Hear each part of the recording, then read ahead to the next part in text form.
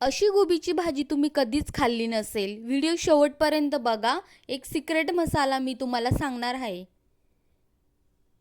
नमस्कार मैत्रिणींनो, आज आपण बनवणार आहोत झटपट आणि खूपच टेस्टी गोबीची भाजी. याला फ्लावर सुद्धा म्हणतात. तुमच्याकडे काय म्हणतात नक्की कमेंटमध्ये सांगा. ही रेसिपी इतकी सोपी आहे की कोणीही बनवू शकतं. सर्वात प्रथम मी इथे फ्लावर घेतला आहे, म्हणजेच फुलगोबी. त्याच्यानंतर याला मी चाकूच्या साहाय्याने छोटे छोटे पीस कट करून घेणार आहेत. इथे व्हिडिओमध्ये दाखवल्याप्रमाणे मी इथे छोटे छोटे पीस करून घेतले आहेत. तुम्हाला हवे तसे तुम्ही कट करून घेऊ शकता. त्याच्यानंतर आपण याच्यामध्ये टाकणार आहोत 1 ते 2 ग्लास पाणी. तर तुम्ही म्हणणार इथे पाणी टाकून स्वच्छ धुवून घ्यायचं आहे की नाही. गॅसवर 1-2 मिनटासाठी ठेवायचं आहे उकळी येईपर्यंत. हे बघा अशा पद्धतीने. त्याच्यानंतर गोबी काढून घ्यायची. कढाई गरम करायला ठेवायची. त्याच्यामध्ये 1 चम्मच तेल टाकायचं, 1 चम्मच हळद टाकायची आणि उकळलेली गोबी त्याच्यामध्ये टाकून द्यायची. त्याला व्यवस्थित छान मिक्स करायचं. हवं तर तुम्ही याच्यामध्ये मीठ पण टाकू शकता. मी अशा पद्धतीने पूर्ण मिक्स केलेलं आहे. त्याच्यानंतर आपण काढणार आहोत मसाले.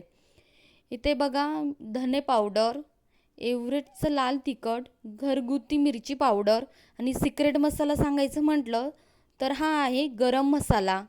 हवं तर तुम्ही याच्यामध्ये हळदही टाकू शकता. मी ऑलरेडी हळद टाकलेली आहे, त्याच्यामुळे मी हळद टाकणार नाही. आणि इथे बारीक केलेले शेंगदाण्याचं कूट.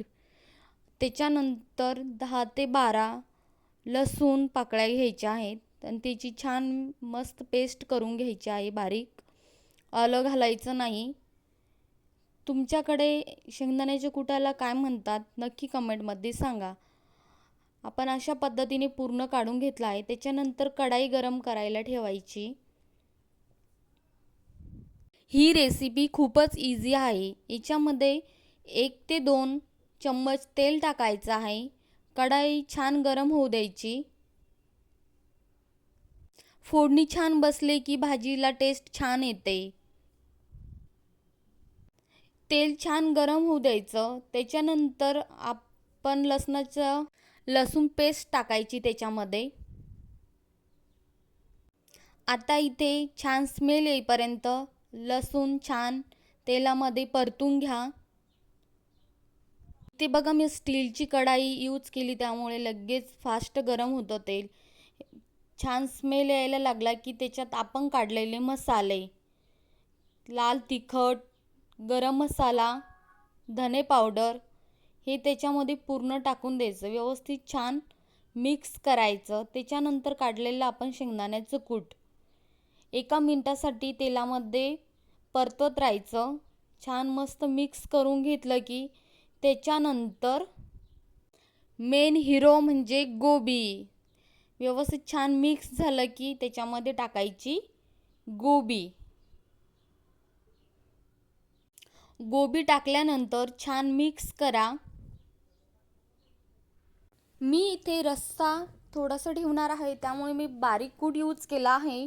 तुम्हाला हवं असेल तर तुम्ही सुकी भाजी बनवण्यासाठी ठोकर कूट टाकू शकता. व्यवस्थित छान मिक्स झाल्यानंतर चवीनुसार मीठ घ्यायचं आहे. त्याला छान व्यवस्थित मिक्स करायचं आणि मी इथे थोडंसं पाणी घालणार आहे. हवं असेल तर तुम्ही इथे सुकी भाजी बनवायची असेल तर 2 ते 3 मिनिटासाठी तुम्ही झाकून ठेवू शकता. मला इथे थोडासा रस्सा हवा आहे, त्यामुळे मी थोडंसं पाणी घालणार आहे, अर्धा ग्लास. इथे बघू शकता व्हिडिओमध्ये दाखवल्याप्रमाणे मी थोडंसं पाणी टाकलेलं आहे. 3 ते 4 मिनिटासाठी मी याच्यावरती झाकण ठेवणार आहे. अधूनमधून हलवत राहायचं. त्याच्यानंतर आपली भाजी तयार आहे बघा अशा पद्धतीने. वाव, बघा किती मस्त दिसतीये. एकच नंबर, छान. तुम्ही गोबीची भाजी चपाती, भाकरी किंवा भात सोबत पण खाऊ शकता. मी इथे टिफिनसाठी बनवली आहे थोडासा रस्सा त्याच्यामध्ये, कारण ही गोबी खूपच छान लागते, रस्सा गोबी. रोज रोज सुकी भाजी खाऊन कंटाळा आला असेल तर तुम्ही अशा पद्धतीने बनवू शकता. इथे बघा आपला टिफिन तयार आहे.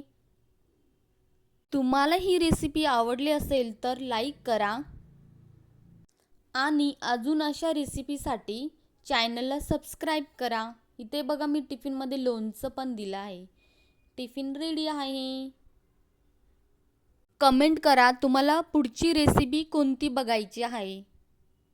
सिक्रेट मसाला म्हणजे घरगुती गरम मसाला होता तो. बाय.